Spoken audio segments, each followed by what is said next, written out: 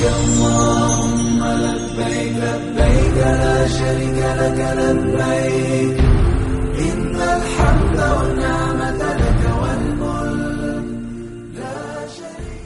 Bismillahirrahmanirrahim. Assalamualaikum warahmatullahi wabarakatuh. Allahu Akbar, Allahu Akbar, Allahu Akbar, walillahil hamd. Dan nasri, pada kali ini kita sekali lagi menyambut satu perayaan yang besar bagi umat Islam, Hari Raya Aidul Adha. Kita akan sentiasa diingatkan kisah pengorbanan tentang Nabi Ibrahim dan Nabi Ismail yang menjadi antara asbab nuzul perayaan Aidul Adha. Kisah yang masyhur ini yang kita sering dengar, ada satu tema yang besar padanya, itu tema pengorbanan. Dan saya suka untuk mengambil peluang ini untuk berkongsi dengan saudara dan saya sekalian pandangan saya tentang apa yang kita boleh ambil daripada kisah Nabi Ibrahim dan Nabi Ismail sempena Aidul Adha ini. Dalam perjuangan untuk kita martabatkan agama dan bangsa sebagai seorang Muslim, kita tidak akan dapat lagi daripada pengorbanan. Saya melihat suasana pada ketika ini di Malaysia, kita menghadapi pelbagai tekanan demi tekanan terhadap Islam dan bangsa Melayu sendiri di tanah air kita sendiri. Yang mana kita dapat lihat siri isu murtad yang makin lama makin dihebohkan dan gejala murtad yang makin lama makin menjadi-jadi. Kemudian tidak cukup dengan isu itu, tidak lama selepas itu pula kita dikejutkan lagi dengan isu seksualiti merdeka. Satu usaha untuk membawa satu budaya yang bukan budaya Islam pastinya, dan juga bukan juga budaya orang Melayu di tanah air kita. Dan kita secara umumnya memang tidak boleh menerima pada apa agama sekalipun, tidak boleh menerima budaya ini untuk hidup di tanah air kita. Maksud saya di sini adalah tekanan demi tekanan ini, tuntutan demi tuntutan ini, kita merasakan bahawa ada suatu usaha untuk men-challenge atau untuk menafikan hak Islam sebagai agama rasmi di tanah air.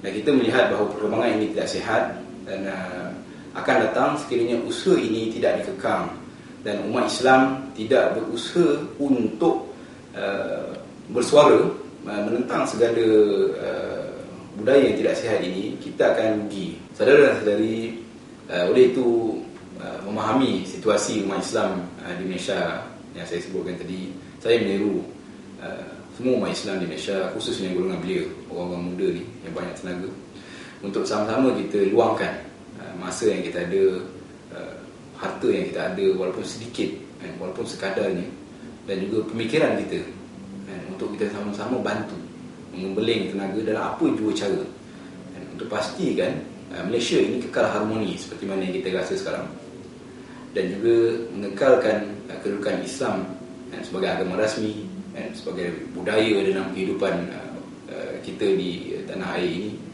Dan kita pastikan anasir-anasir luar daripada barat yang tidak baik ini tidak masuk melalui siapa saja sekalipun ke Malaysia. Yang mana kita yakin bahawa kita ada identiti kita sendiri dan kita ada cara kita sendiri untuk menyelesaikan masalah, dan kita tidak sekali-kali tidak perlukan bangsa luar ataupun ideologi daripada barat yang tidak elok untuk masuk dan merosakkan suasana yang kita telah jaga selama ini. Saudara dan saudari, saya juga ingin menyeru, selain daripada menuntut kita dari sudut harta, dari sudut masa dan seumpamanya, kita juga seharusnya mengembalikan jati diri kita yang asal. Kita ada identiti, setiap kaum ada identiti diri yang sendiri. Orang Melayu ada identiti dia, orang Cina ada identiti, dan orang India pun ada identiti diri yang sendiri. Dan kita ada agama kita, lebih besar daripada bangsa itu, kita ada agama kita sebagai identiti. Yang mana saya yakin sebagai seorang Muslim, penyelesaian yang terbaik untuk kita kukuhkan benteng umat Islam secara seluruhnya adalah apabila setiap individu Muslim itu menjadi Muslim yang sejati dari sudut dan erti kata yang sebenar, iaitu mempunyai peribadi Muslim, cara berurusan sebagai seorang Muslim, cara bekerja sebagai seorang Muslim, dan keinginan untuk berjaya seperti seorang Muslim.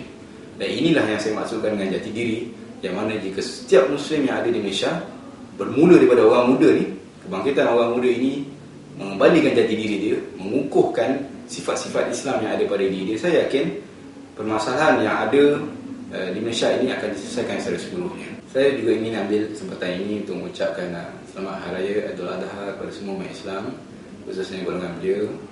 Hayatilah pengorbanan Nabi Ibrahim dan Nabi Ismail sebagai seorang Muslim yang ada agenda yang ingin diperjuangkan untuk memartabatkan jati diri, untuk membalikan peribadi orang Islam yang sebenar. Dan kita yakin dengan cara itulah Malaysia akan kekal aman dan kekal harmoni. Sekian, wabillahi taufiq wal hidayah. Wassalamualaikum warahmatullahi taala wabarakatuh.